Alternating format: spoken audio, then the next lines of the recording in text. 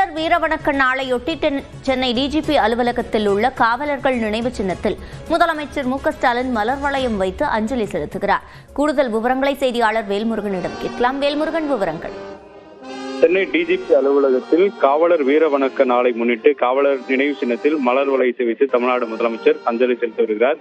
குறிப்பாக காவலர்களுடைய பல்வேறு பணிகளை போற்றக்கூடிய வகையில் அவர்களுடைய வீர மரணத்தை தொடர்ச்சியாக ஒவ்வொரு ஆண்டும் அனுசரிக்கப்பட்டு வருகிறது.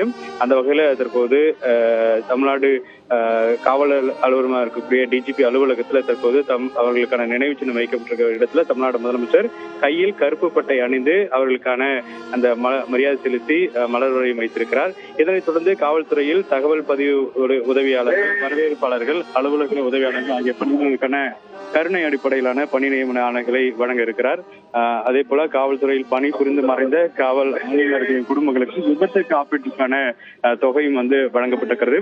1959 ஆண்டு அக்டோபர் 21 அன்று லடாக் பகுதியில் சீன ராணுவத்தினர் திடீர் தாக்குதலில் 10 மத்திய பாதுகாப்பு படை காவலர்கள் வீரமரணம் அடைந்த நினைவாக ஆண்டுதோறும் அக்டோபர் 21ஆம் தேதி காவலர் வீர வணக்கம் கடைபிடிக்கப்படுகிறது. இந்த அனுசரிப்பு நிகழ்ச்சியில தமிழ்நாடு முதலமைச்சர் பங்கேற்று காவல்துறையினுடைய மரியாதையை ஏற்றுக்கொள்கிறார். விவரங்களை வழங்கியமைக்கு நன்றி வேல்முருகன்.